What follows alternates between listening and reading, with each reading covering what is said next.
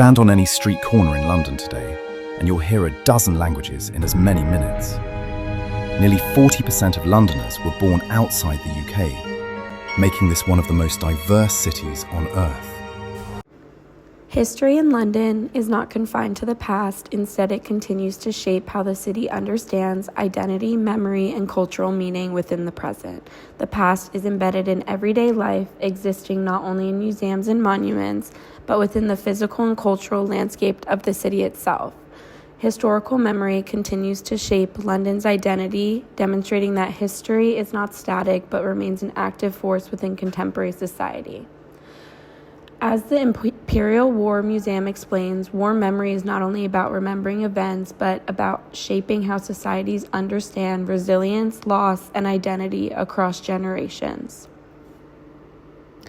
The Blitz exhibition at the Design Museum reveals a different kind of historical influence, one shaped through culture, fashion, and nightlife rather than conflict. Emerging in late 1970s, London, the Blitz Club in Covent Gardens became a cultural space where young creatives challenged mainstream culture and redefined identity through music, fashion, and artistic expression. As the exhibition explains, this movement helped shape the visual and cultural identity of 1980s Britain and influenced global pop culture. The Blitz movement demonstrates how cultural spaces can function as sites of historical transformation. Fashion, music, and nightlife became forms of cultural expression that reflected broader social change and evolving ideas of identity. As cultural institutions such as the Tate emphasize, cultural memory is not only preserved through major events but through everyday artistic and social practices that shape how societies understand themselves. This idea of history shaping identity continues in the work of Joy Gregory.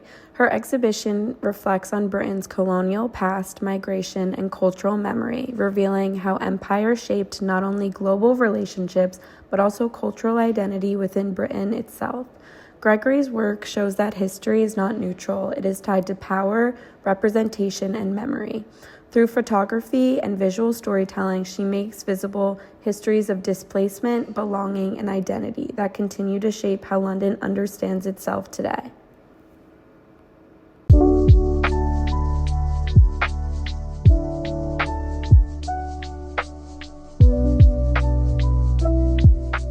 The thing about Joy's work is that it is incredibly beautiful, but packs a very powerful punch. It's not overtly political, but the politics is in the work. Sometimes people misunderstand that as her being not political and more interested in the aesthetics of photography, but that's where her mother's advice comes in, that you have to catch flies. Beyond museums and cultural exhibitions, history in London is embedded within the city's physical structure. The Tower of London provides one of the clearest examples of this historical laying. Across centuries, it has served as a royal residence, fortress, prison, and site of political authority. The tower reflects how architecture can preserve narratives of power, control, and state formation within the everyday landscape of the city. As historian David explains, historic institutions such as the Tower function as physical expressions of political memory, allowing the past to remain visible and influential in shaping national identity. Westminster Abbey further demonstrates how architecture reinforces the past and the present. For nearly 1,000 years, it has been the site of royal ceremonies and national remembrance, linking modern Britain to its historical foundations. Historian Simon Thurley notes that Westminster Abbey is not only a religious space, but a symbolic institution where monarchy, national identity, and tradition are continuously performed and reinforced through ritual and ceremony, showing that London is made up of all of this history that makes it what it is today.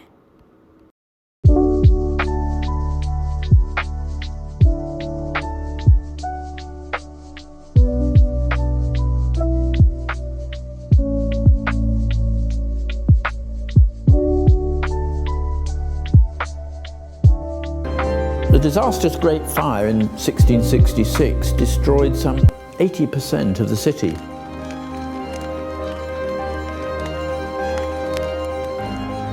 And although King Charles II and others like the architect Sir Christopher Wren wanted to rebuild with a Renaissance plan of wide streets and vistas, the merchants wanted to get back to business as soon as possible. So the city was rebuilt on the old plan. The fire also led to the setting up of the London Building Act, which decreed that all new housing should be built of brick and to a standard design, which formed the basis of London streets for the next 200 years.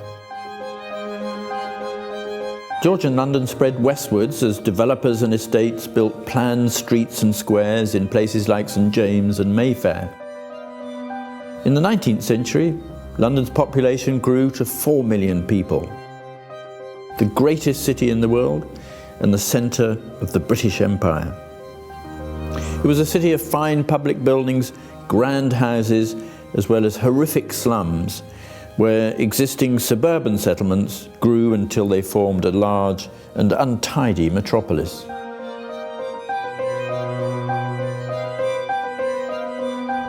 In the 20th century, London grew by spreading outwards with the growth of the suburbs. By the beginning of World War II, the population totaled 8.6 million people.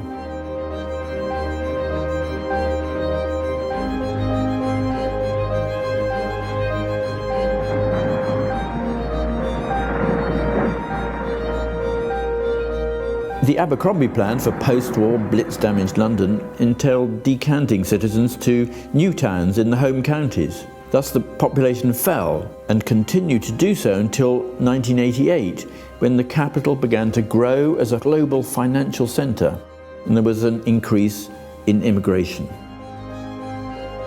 Today, London's population is about 8.6 million people, about the same number it was in 1939. But by 2036, we expect that number to have grown to closer to 11 million people.